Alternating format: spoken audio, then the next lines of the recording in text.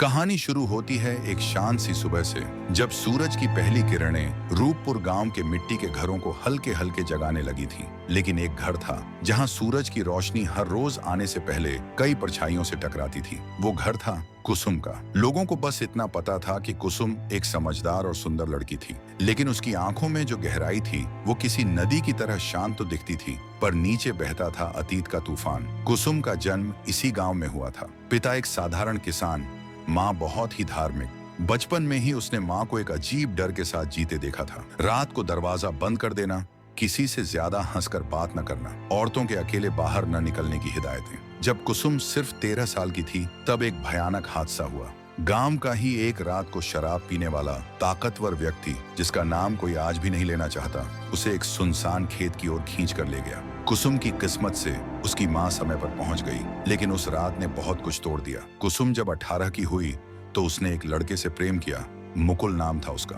वो शहर से पढ़ाई करके लौटा था और कुसुम को पहली बार उसने इंसान की तरह देखा, न कि किसी डरती हुई लड़की की तरह। कुसुम ने सोचा शायद अब जीवन बदल जाएगा, लेकिन एक दिन मुकुल ने गांव छोड़ा और कभी लौटकर नहीं आया। बाद में पता चला वो पहले से ही शहर में किसी और से सगाई कर चुका था। कुसुम टूट गई, लेकिन उसने रोना नहीं सीखा था। बस आंखें बंद की और एक कसम खा ली, अब मेरी जिंदगी मेरे फैसलों से चलेगी। अगर समाज मुझे बांधना चाहता है तो मैं उसे उल्टा बांध कर रखूंगी। कुसुम ने समाज को चौंकाते हुए एक नहीं 3 शादियां की। लोग हैरान थे, कुछ ने उसे पागल कहा, लेकिन कोई नहीं जानता था कि ये उसकी सहमति की शक्ति का प्रतीक था। कुसुम ने तीनों पुरुषों को चुनकर कहा, अगर पुरुष एक से अधिक औरतें रख सकता है तो मैं 3 पतियों के साथ क्यों नहीं रह सकती। तीनों पुरुष धीरज, बलराम और रघु अपने अपने कारणों से उसके प्रेम में पड़ चुके थे। पर कहानी यहाँ खत्म नहीं होती, बल्कि यहीं से शुरू होती है वो यात्रा जहाँ कुसुम का अतीत, उसका गर्भ और उसका सच, सब कुछ एक धुंध में लिपटा रहस्य बन जाते हैं। इस कहानी में कुसुम अकेली रहस्यमयी नहीं थी। उसके तीनों पति धीरज, बलराम और रघु भी अपने अपने भीतर एक अधूरी कहानी और एक छुपा डर लेकर उसके जीवन में आए थे। धीरज गांव का स्कूल मास्टर था। बचपन में उसका बाप शराब पीकर माँ को पीटता था। धीरज ने अपनी माँ की चुप चीखें देखी थीं। उसने बचपन में ही तय कर लिया था कि वह कभी ऐसा पुरुष नहीं बनेगा, इसलिए वह हमेशा शांत, संयमी और न्यायप्रिय दिखता था। लेकिन जो लोग उसे भीतर से जानते थे वो समझते थे कि उसकी चुप्पी में कभी कभी एक भयावह सन्नाटा गूंजता था। वो कुसुम से पहली बार स्कूल के भाषण में मिला था, जहां उसने उसकी आंखों में वही तकलीफ देखी थी जो उसकी माँ की आंखों में थी। वो कुसुम को समझने की कोशिश करता था, समेटने की नहीं। बलराम गांव का पहलवान था, खेतों में काम करता, कुश्ती लड़ता और अपनी ताकत को अपनी पहचान मानता। उसका बचपन पिता के साए बिना बीता। माँ ने सिखाया कि दुनिया इज्जत से नहीं, ताकत से डरती है। बलराम ने कभी कुसुम को कमजोर नहीं समझा, बल्कि उसे एक युद्ध की साथी माना। जब उसने सुना कि कुसुम ने एक साथ 3 शादियां करने का साहस दिखाया है, तो वह बोला, ऐसी औरत से शादी करना मेरा सौभाग्य होगा। लोग डरते हैं उससे, मैं उसकी हिफाजत करूंगा। लेकिन अंदर ही अंदर बलराम का डर था अपमान। वो कभी सहन नहीं कर सकता था कि कोई उसे दूसरे नंबर का आदमी कहे। रघु एक बंजारों के परिवार से था। वह बांसुरी बजाता, मिट्टी की मूर्तियां बनाता और हर चीज में सुंदरता ढूंढता था। रघु को माँ ने कहा था, तू औरों जैसा नहीं है बेटा, तू किसी के दिल में घर बनाएगा। रघु कुसुम की तरफ तब आकर्षित हुआ जब उसने उसकी आंखों में कई अधूरी कहानियां देखी। उसने कुसुम से कहा था, मैं तुम्हारा पति नहीं, तुम्हारा राग बनना चाहता हूँ, तुम्हारे दर्द का संगीत। लेकिन रघु के भीतर एक डर हमेशा से था, छूट जाने का, अस्वीकार किए जाने का। शुरू में तीनों पुरुषों ने कुसुम की शर्तों को समझा नहीं, बस उसकी सुंदरता और रहस्य से मंत्रमुग्ध हो गए। पर जैसे जैसे समय बीता, तीनों के बीच तनाव की रेखाएं खींचने लगी। कुसुम हर रात एक अलग पति के पास जाती थी। तीनों के मन में सवाल था, लेकिन कोई पूछ नहीं पाता था, उसके दिल में जगह किसके लिए है। अब तीनों पुरुष एक ही छत के नीचे रहते थे, लेकिन दीवारें अब केवल ईंट की नहीं थीं, अविश्वास की थीं, जलन की थीं और धीरे धीरे पनपते नफरत की थीं। और फिर एक दिन कुसुम ने बताया कि वह गर्भवती है, और अब कहानी ने वो मोड़ लिया, जहां सवाल सिर्फ इतना नहीं था कि बच्चा किसका है, बल्कि ये भी कि किसका नहीं है और क्या बच्चा। वास्तव में इन तीनों में से किसी का है भी। रूपपुर गांव, जहां औरतों को सिर झुकाकर चलना सिखाया जाता था और पुरुषों को इज्जत बचाने के नाम पर घुटन देना। कुसुम की 3 शादियों की खबर जब पूरे गांव में फैली तो हवा का रंग ही बदल गया। शुरू में गांव वालों को लगा कि यह कोई अफवाह है, लेकिन जब तीनों पुरुष खुलेआम कुसुम के आंगन में रहने लगे तो हर दीवार के पीछे फुसफुसाहटें होने लगी। ये औरत गांव को बर्बाद कर देगी। गांव की औरतें जो कभी चुप रहती थीं, अब कुसुम को ताकती थीं, जलन और जिज्ञासा से। कुछ उसे सराहती थीं दिल में, पर मुंह पर बोलती थीं, बेशर्म है ये। गांव की परंपरा में कभी किसी औरत ने एक से अधिक विवाह की बात सोची भी नहीं थी। गांव के बुजुर्गों ने पंचायत बुला ली। बुजुर्ग मुखिया बोले, ये नई हवा गांव में जहर घोल रही है, कुसुम को समझाओ वरना उसका हुक्का पानी बंद कर दिया जाएगा। लेकिन कुसुम ने सबके सामने सिर ऊंचाकर कहा था, जिस समाज में इज्जत चुप रहने से मिलती है, वहां मेरी चुप्पी पाप है। उसी समय गांव में अचानक प्रकट हुआ एक रहस्यमयी बाबा, जिसे लोग व्यास बाबा कहने लगे। उसके साथ था एक काले रंग का खामोश शिष्य और हाथ में एक काष्ठ की माला। बाबा ने पंचायत में कहा, ये औरत कोई साधारण जन्म की नहीं है। इसके गर्भ से जो संतान जन्मेगी वह 3 नहीं 7 पुरुषों के कर्मों का फल होगी। लेकिन जन्म से पहले इस बच्चे के कारण गांव में एक मृत्यु, एक पागलपन और एक विद्रोह जरूर होगा। लोग सन्न रह गए। कुछ ने बाबा को झूठा कहा, कुछ डरने लगे और कुछ ने कुसुम को काली औरत, मनहूस कहकर उसकी दीवारों पर काली स्याही फेंक दी। अब कुसुम सिर्फ एक पत्नी नहीं थी, वो गांव की परंपराओं से लड़ती एक आग बन चुकी थी। गांव का हर रास्ता अब 2 भागों में बंटा था। एक तरफ वो लोग जो कुसुम को रोकना चाहते थे और दूसरी तरफ वो जो चुपचाप उसकी हिम्मत में अपनी आवाज ढूंढते थे। अब कहानी एक ऐसे बिंदु पर पहुंच गई है जहां हर किरदार के भीतर सवाल, डर और भविष्यवाणी की परछाई चलने लगी है। जब व्यास बाबा की भविष्यवाणी गांव की हवाओं में घुल गई, तब से कुसुम के घर की दीवारों में कुछ और भी बसने लगा था। कुछ अनकहा, अनदेखा।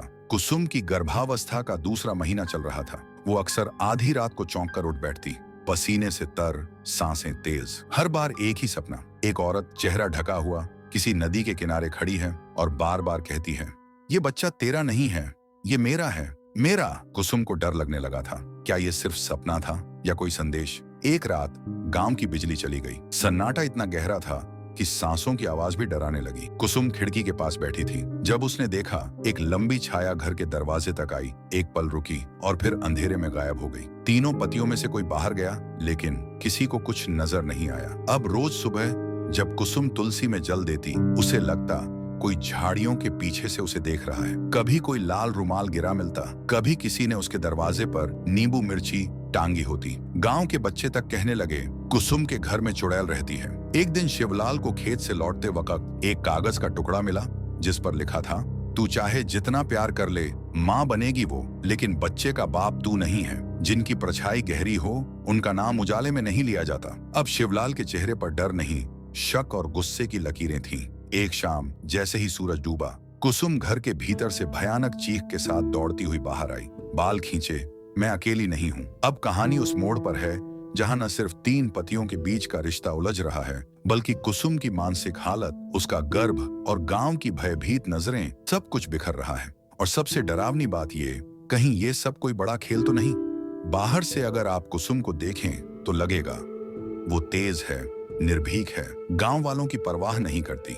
लेकिन भीतर से वो हर दिन एक अनकहे बोझ के नीचे दब रही थी। रात में वो बिस्तर पर लेटती तो अक्सर छत की दरारों में कोई चेहरा ढूंढती रहती। 3 पति, एक गर्भ और एक अधूरा सच, जिसे वह किसी से नहीं कह सकती थी। खुश दिखने की कोशिश करती थी, लेकिन आंखें अक्सर झूठ पकड़वा देती थीं। कभी कभी वो दरवाजे बंद करके, कपड़े उतारकर आईने में खुद से बातें करती। ये बच्चा किसका है? क्या मैंने किसी गुनाह को जन्म दिया है, या कोई मेरे साथ खेल खेल रहा है? उसकी आंखों में खुद पर शक दिखने लगा था। एक रात जब बिजली गई थी, वो तीनों पतियों के सोने के बाद चुपचाप खाट से उठी, पीछे की कोठरी में गई और वहां एक पुरानी संदूक खोली। उसमें एक काला दुपट्टा, एक टूटा हुआ कड़ा और एक फोटो थी जिस पर धूल जमी थी। फोटो में कोई था, एक नौजवान लड़का जो तीनों पतियों में से कोई भी नहीं था। उसकी आंखों में आंसू थे। शायद वही था कुसुम का पहला प्यार या पहला धोखा। अब कुसुम को आवाजें आने लगी थी, झूठ मत बोल कुसुम, सच बाहर आएगा बहुत जल्द। कभी वो खुद से बातें करती, कभी तीनों पतियों के सामने खड़ी होकर हंसती रहती बिना वजह। तीनों पति अब डरने लगे थे। कुसुम सिर्फ उलझन में नहीं थी, वो टूट रही थी। उसके मन में अब वो शब्द गूंजने लगे जो व्यास बाबा ने कहे थे, एक संतान लेकिन 3 कर्मों की छाया, एक मृत्यु, एक पागलपन, एक विद्रोह। क्या कुसुम का पागलपन शुरू हो गया था, या वो सचमुच कुछ जानती थी जिसे वो सबसे छिपा रही थी? अब कहानी उस जगह पहुंच चुकी है जहां कुसुम का चेहरा एक आईना बन चुका है, जिसमें हर किरदार अपनी असलियत देखेगा, जब तीन पतियों की उपस्थिति ही गांव को हैरान कर रही थी, तब किसी ने नहीं जाना था कि कुसुम के जीवन में एक और चेहरा था। जब कुसुम 16 साल की थी, वो गांव से दूर अपने मामा के घर कुछ महीनों के लिए गई थी। वहां उसने किसी से पहली बार प्यार जैसा कुछ महसूस किया। नाम था अर्जुन। शहर से आया, बोलने में मीठा, आंखों में सपने और जुबान में वादे। शायद अर्जुन सिर्फ खेल रहा था, या शायद कुछ ऐसा हो गया जो कुसुम चाहकर भी नहीं चाहती थी। एक रात कुसुम फूट फूट कर रोई थी। शरीर कांप रहा था, होंठ फटे हुए थे और कपड़े गीले। कुसुम वापस गांव लौट आई, लेकिन अर्जुन का साया साथ आ गया। आज तक किसी को नहीं पता कि उस रात कुसुम की इज्जत लूटी गई थी या भरोसा, लेकिन तब से कुसुम ने कभी किसी पुरुष पर पूरा भरोसा नहीं किया। अब जब कुसुम गर्भवती थी, एक दिन उसे चिट्ठी मिली। बिल्कुल वही लिखावट, वही नाम। मैं लौट आया हूँ कुसुम, वो जो अधूरा था वो पूरा होगा। अब तेरा हर सच मेरा हक है। कुसुम का चेहरा सफेद पड़ गया। क्या अर्जुन वापस आ गया था, या फिर कोई पुराना शैतान अब नई शक्ल में आया था? अब सवाल उठने लगे, क्या बच्चा किसी पति का है भी, या कहीं कुसुम फिर उसी दलदल में खींच ली गई है? तीनों पति अब शक करने लगे थे और गांव में अफवाह फैल गई। कुसुम की जिंदगी में एक और मर्द है जो छाया की तरह आता है और आग की तरह जला जाएगा। अब कहानी की आग और तेज हो चुकी है। तीन पति, एक बच्चा और एक अतीत जो वापस लौटा है। गांव में आज अमावस्या थी, चांद लापता था और कुसुम के घर की छत से किसी के चीखने की आवाज आई। तीनों पति ऊपर पहुंचे और वहां जल रही थी एक चिट्ठी, आधी राख आधी स्याही। शब्द अब भी कांप रहे थे। बच्चा अर्जुन का है, मैं जानती थी, पर मैं किसी को पिता नहीं बनाना चाहती थी, क्योंकि कोई भी पुरुष मेरा नहीं था, सिर्फ मेरा अतीत था। तीनों पतियों की आंखों में खून उतर आया और वहीं छत पर तीनों भिड़ गए। तीन पुरुष, तीन अहंकार, एक स्त्री की देह को लेकर खून करने को तैयार। नीचे से गांव वाले चिल्लाए, क्या हो रहा है, किसका बच्चा है? अंदर कमरे में कुसुम अकेली थी। वो दर्द से कराह रही थी और बच्चा जन्म लेने ही वाला था। और जैसे ही आखिरी चीख निकली, कुसुम के हाथों में आया एक नवजात बच्चा। पर जब गांव वालों ने उसका चेहरा देखा, तीनों पति सन्न थे। बच्चे की शक्ल किसी से नहीं मिलती थी। ये तो अर्जुन जैसा भी नहीं लगता। एक बूढ़ा पंडित बुदबुदाया, ये तो किसी पराया रक्त लगता है, या फिर कुसुम का पाप फल बनकर आया है। तीनों पति अब कुसुम के पास पहुंचे। कुसुम रो रही थी, लेकिन उस रोने में पछतावा नहीं, शांति थी। उसने कहा, तुम तीनों सिर्फ नाम थे मेरे जीवन के। मेरा शरीर तुम्हारा हो सकता है, लेकिन मेरा गर्भ, वो तो सिर्फ उस घड़ी का था जब मैंने खुद को सबसे अलग करके उस एक अधूरी रात को फिर से जिया। तीनों पति कुसुम पर दबाव बनाते हैं। अब सब हो गया, अब सच्चाई बता दो, किसका है ये बच्चा? गांव का वैद्य डीएनए टेस्ट कराने गांव के बाहर शहर ले जाता है। 3 रिपोर्ट तैयार होती हैं। तीनों रिपोर्ट में लिखा होता है, नहीं बायोलॉजिकल फादर। तीनों के चेहरे सफेद, तीनों की आंखों में वही सवाल, फिर कौन? गांव के बाहर एक बाबा रहते थे, सफेद दाढ़ी, मूक स्वभाव और आंखों में जैसे कोई भूत। वो हमेशा कुसुम के घर की ओर देखा करते थे। उस रात जब रिपोर्ट गांव में पहुंची, बाबा अचानक मंदिर के पास पहुंचे और बोले, जिस दिन कुसुम रोती थी उस रात मैंने उसे अकेले नहीं छोड़ा था। गांव वालों की सांसें थम गईं। तीनों पति वहीं जम गए। कुसुम की आंखों से आंसू निकल पड़े, लेकिन उसमें डर नहीं था, एक अजीब सुकून था। कुसुम उठी, उसने बच्चे को गोद में उठाया, फिर सबसे सामने बोली, मैं टूटी थी, हारी थी, और उस रात मैं बस इंसान थी। वो आया, बाबा, एक ढाढ़स बनकर, और मैं उसी पल में बह गई थी। मुझे पता था मैं माँ बनने जा रही हूँ, पर किसकी माँ, ये दुनिया को कभी नहीं बताना चाहती थी। गांव सन्न। तीनों पति फर्श पर गिर पड़े। हार चुके थे, लेकिन अब जिंदा भी नहीं थे भीतर से। बाबा अगले दिन आत्महत्या कर लेते हैं। उनकी देह मंदिर के पास पाई जाती है और उनकी हथेली पर लिखा होता है, ये मेरा अपराध नहीं था, ये उसकी मुक्ति थी। कभी कभी पिता वो होता है जिसे दुनिया स्वीकार नहीं करती, और माँ वो जो अपना सच दिल में दफना देती है, सिर्फ इसलिए कि बच्चा दुनिया से बड़ा है। अगर आपको ये कहानी थोड़ी सी भी छू गई हो तो एक लाइक जरूर दीजिए, अपने दोस्तों के साथ शेयर कीजिए और हमारे चैनल को सब्सक्राइब करके ऐसे ही दिल को छूने वाली कहानियों का हिस्सा बनिए, क्योंकि हर कहानी के पीछे एक सच्चाई होती है और हर सच्चाई सुनने लायक। धन्यवाद।